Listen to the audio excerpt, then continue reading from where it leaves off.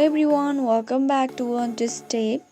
And in today's video I'm gonna show you how to sign up Telegram. So to get started, make sure you have installed Telegram app on your device. Once it's done, open up Telegram app. Once you have opened it, you could see this type of interface on your screen. Add your country name and type your number. Click on the next option, which is represented as an arrow sign. Click on continue and they will be asking your verification code. You will receive your verification code on your mobile number you have added. After you add your verification code, simply write down your name and click on continue or hit the enter button, and you have successfully signed up in Telegram. So that is how easily you can sign up in Telegram.